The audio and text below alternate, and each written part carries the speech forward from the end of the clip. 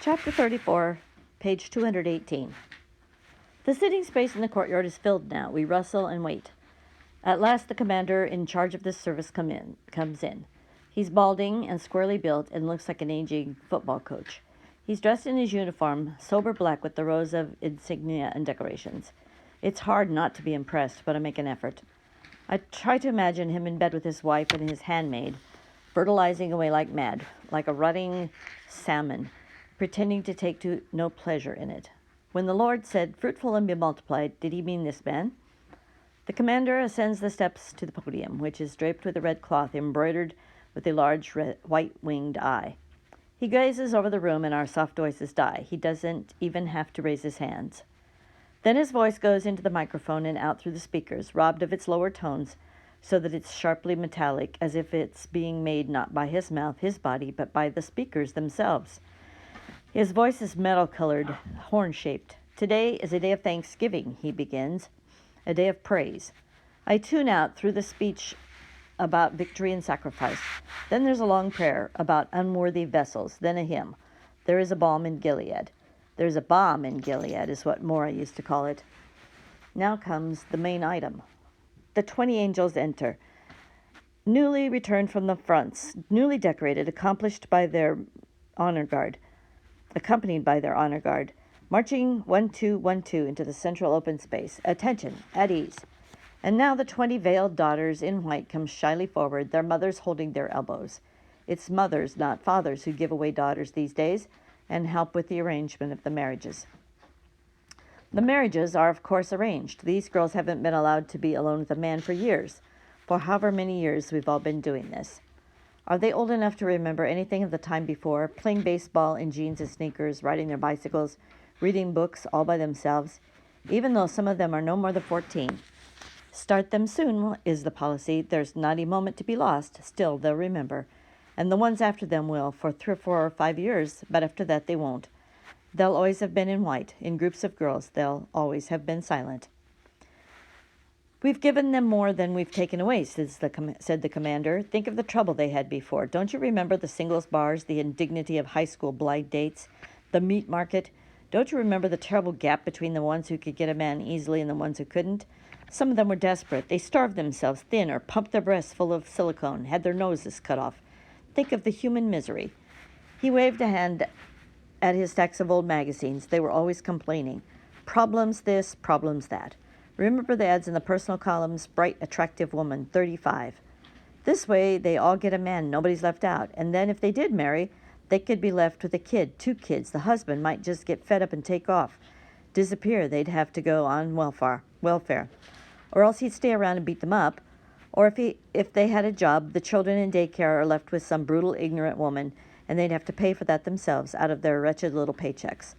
Money was the only measure of worth for anyone. They got no respect as mothers. No wonder they were giving up on the whole business. This way, they're protected. They can fulfill their biological destinies in peace, with full support and encouragement. Now tell me, you're an intelligent person. I'd like to hear what you think. What did we overlook? "Love," I said. "Love," said the commander. "What kind of love?" "Falling in love," I said. The commander looked at me with his candid boy's eyes. "Oh, yes," he said. "I've read the magazines. That's what they were pushing, wasn't it? But look at the stats, my dear. Was it really worth it, falling in love? Arranged marriages have always worked out just as well, if not better." "Love," said Aunt Lydia with distaste. "Don't let me catch you at it. No mooning and juning around here, girls," wagging her finger at us. "Love is not the point." "Those years were just an anomaly, historically speaking," the commander said. "Just a fluke. All we've done is return things to nature's norm. Women's pravaganzas are for group weddings like this, usually. The men's are for military victories.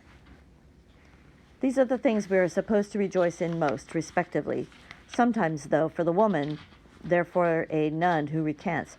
Most of that happened earlier, when they were rounding them up, but they still unearth a few these days, dredge them up from underground, where they've been hiding, like moles.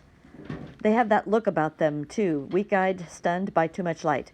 The old ones they send off to the colonies right away, but the young fertile ones they try to convert. And when they succeed, we all come here to watch them go through the ceremony, renounce their celibacy, sacrifice it to the common good. They kneel and the commander prays, and then they take the red veil, as the rest of us have done.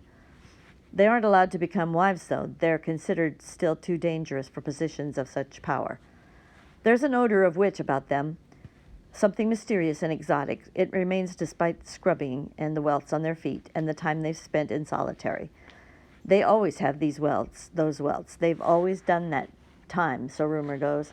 They don't let go easily. Many of them choose the colonies instead. None of us likes to draw one for a shopping partner. They are more broken than the rest of us. It's hard to feel comfortable with them. The mothers have stood the white-veiled girls in place and have returned to their chairs. There's a little crying going on among them, some mutual patting and hand-holding, the ostentatious use of handkerchiefs. The commander continues with the service. I will that women adorn themselves with modest apparel, he says, with shamefacedness and sobriety, not with braided hair or gold or pearls or costly array, but which becometh women professing godliness with good works. Let the woman learn in silence with all subjection. Here he looks us over. All, he repeats. But I suffer not a woman to teach, nor to usurp authority over the man, but to be in silence. For Adam was first formed, then Eve. And Adam was not deceived, but the woman, being deceived, was in the transgression. Notwithstanding, she shall be saved by childbearing, if they continue in faith and charity, and holiness with solid sobriety. Saved by childbearing, I think. What do we suppose would save us in the time before? He should tell that to the wives, Ofglen murmurs, when they're into the sherry. She means the part about sobriety. It's safe to talk again. The commander has finished the main ritual, and they're doing the rings, lifting the veils. Boo, I think in my head. Take a good look, because it's too late now. The angels will qualify for handmaids later, especially if their new wives can't produce.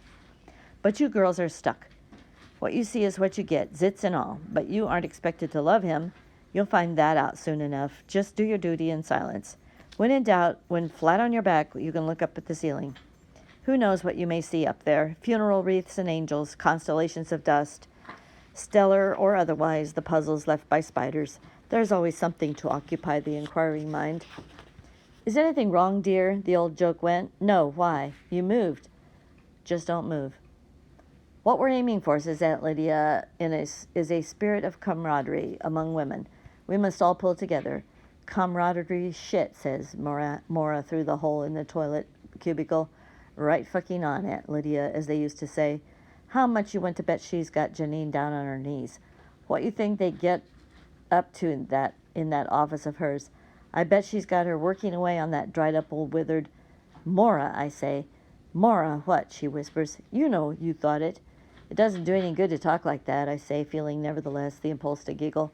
But I still pretended to myself then that we should try to preserve something resembling dignity. You're always such a wimp, Mora says, but with affection. It does so do good. It does.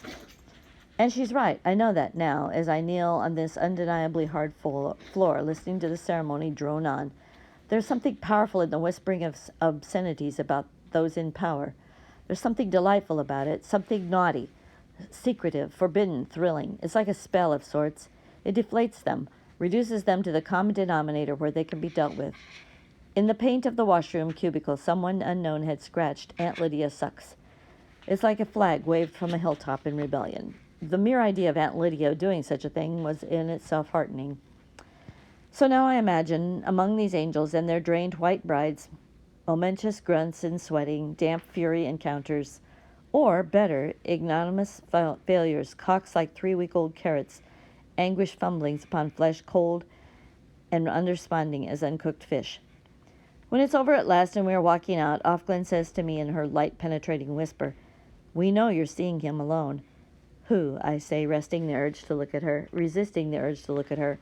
"I know who. Your commander," she says. "We know you have been." I ask her how. "We just know," she says. "What does he want? Kinky sex?" It would be hard to explain to her what he does want, because I still have no name for it. How can I describe what really goes on between us? She would laugh, for one thing. It's easier for me to say, in a way. That at least has the dignity of coercion. She thinks about this. "You'd be surprised," she says, "how many of them do it. How many of them do." "I can't help it," I say. "I can't say I won't go. She ought to know that."